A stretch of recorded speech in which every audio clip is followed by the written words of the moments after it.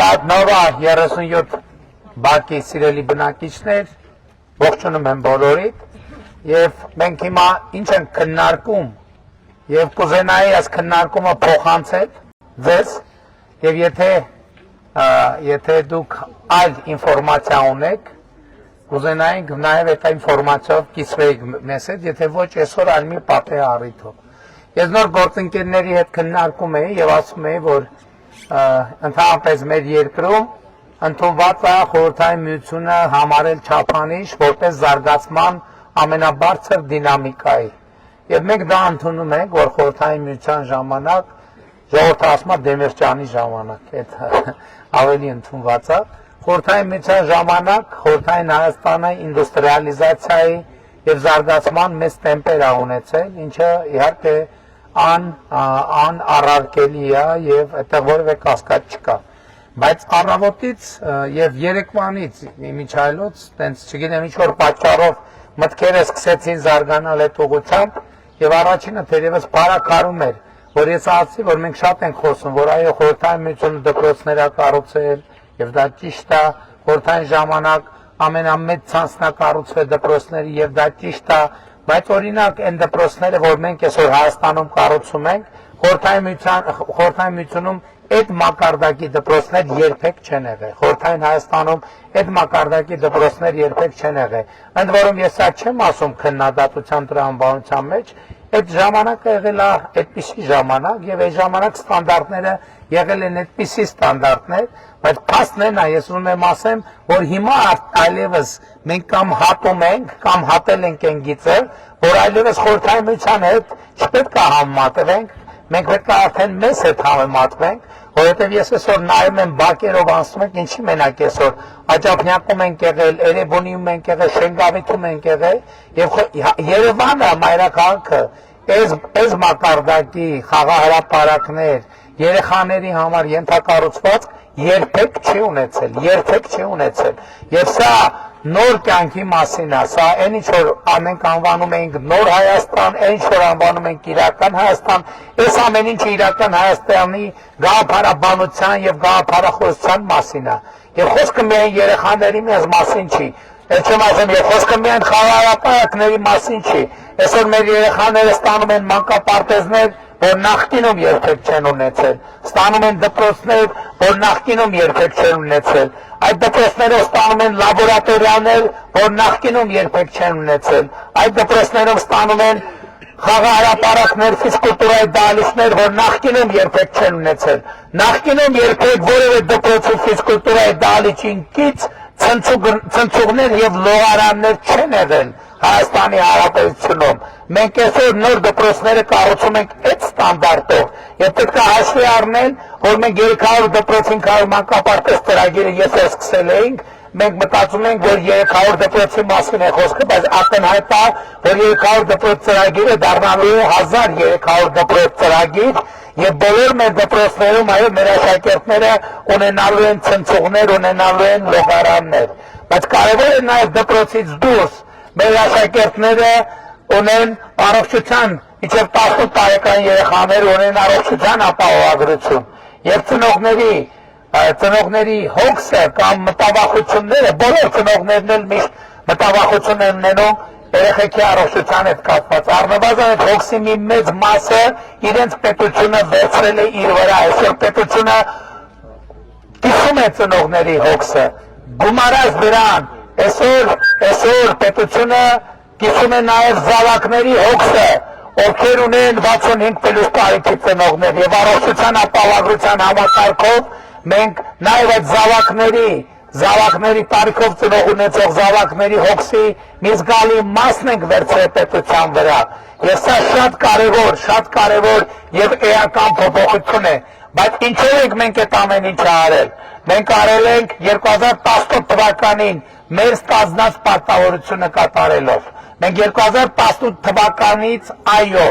ուղիղ և կոնկրետ դադարեցրել ենք թալանը Հայաստանի Հանրապետությունում և դրա վկայությունն է այն, որ 2018 թվականից 66 միլիարդ լրացուցիչ գումար է մտել Հայաստանի Հանրապետության պետական բյուջե, որ այլ պայմաններում, այսինքն հեղափոխություն չլինելու պայմաններում այդ նույն գումարը հոսելու էր ձեզ հայտնի քրեական օլիգարխիայի գրպանները։ Մենք նախ դադարեցրել ենք այդ հոսքը եւ ապա սկսել ենք մեծ ծավալներով ապօրինի գույքի բռնագանձման պրոցեսները, օրինակներ հիմա շատ տեսանելի կարող են բերել։ Զանգեզուրի պղնձարվալիդային կոմբինատի փայաբաժին ձեռք բերեց կառավարությունը եւ իդեպ կառավարության ժողովուրդը։ Եվ Զանգեզուրի պղնձարվալիդային կոմբինատը 2018 թվականից 2026 թվականը 300 միլիարդ դրամով ավելի շատ գումար է վճարել պետական բյուջե քանդարել է նախորդող 8 տարիների շրջանում։ Եվ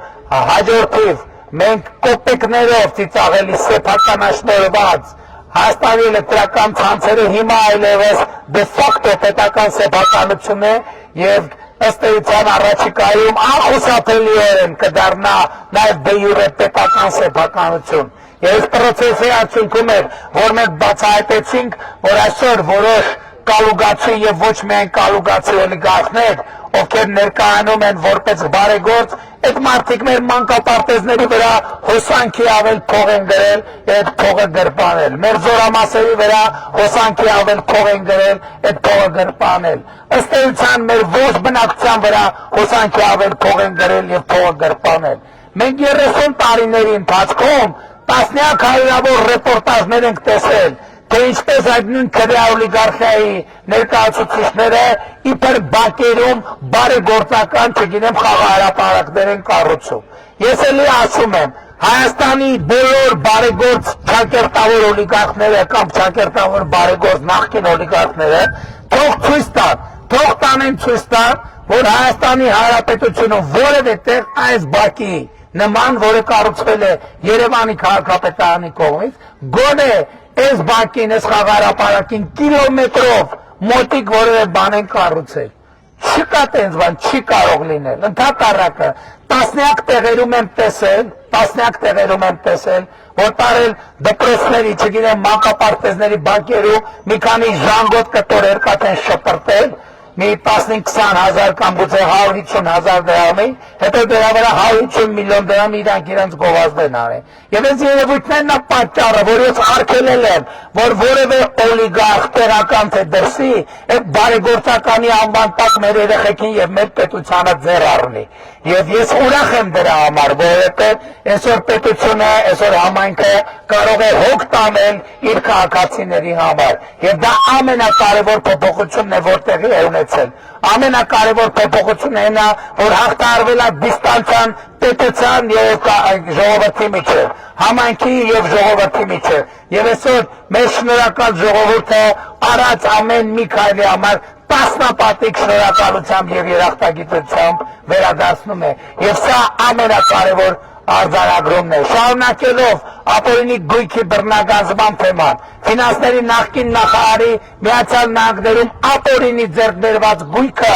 Միացյալ Նահանգներում տունը վաճառվել է եւ հիմա տեղի է ունենում այդ տան գումարի 70%-ի փոխանցումը Հայաստանի Հանրապետության պետական բյուջե։ Ինչու 70%-ի, որովհետև Միացյալ Նահանգների կարգավորումներն են այդպիսին։ Եվ այդ տունը վաճառվել է Հայաստանի դատախազության հայտի հիման վրա։ Այն մյուս օլիգարխի,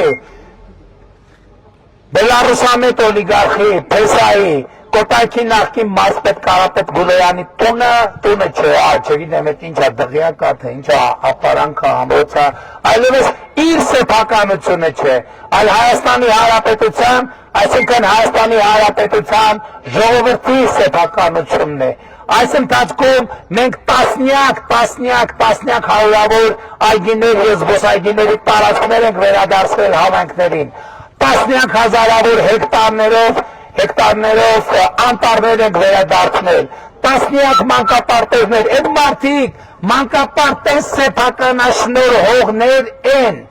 մանկապարտեզ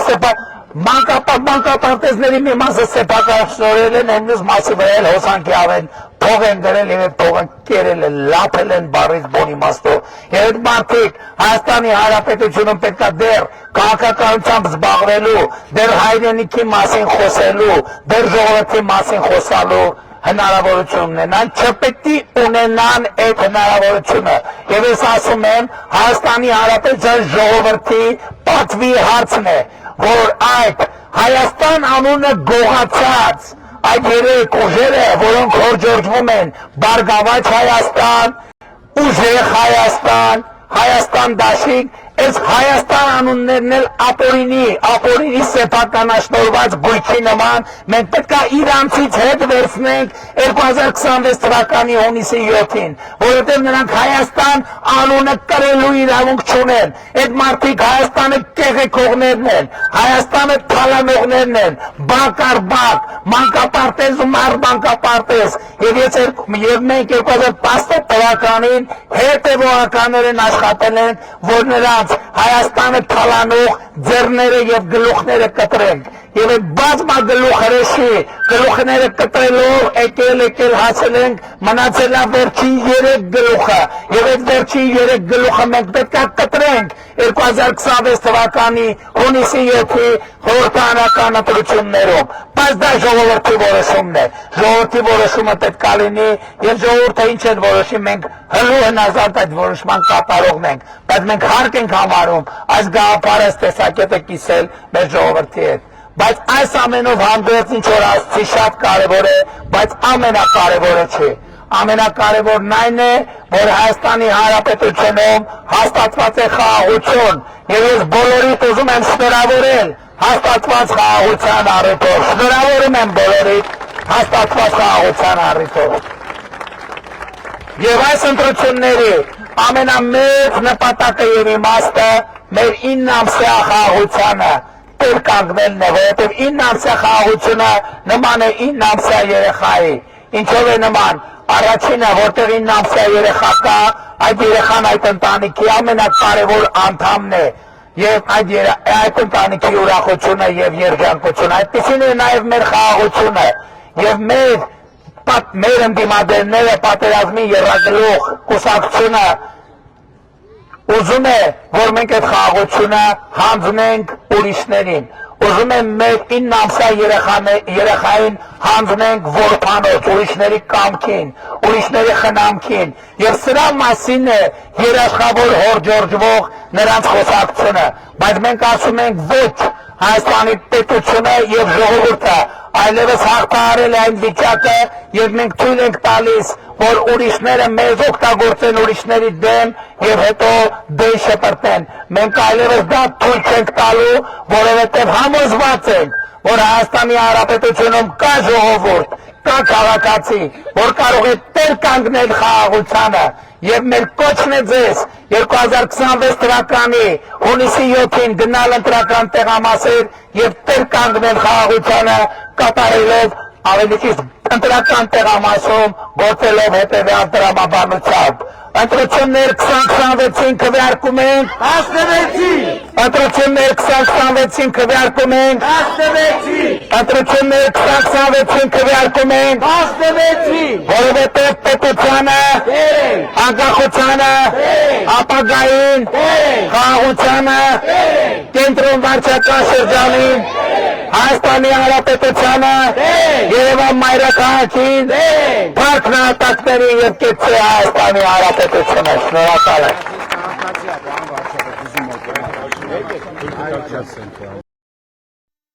Հավանիչ տեսանյութը եւ բաժանորդագրվիչ նորությունները բաց չթողնելու համար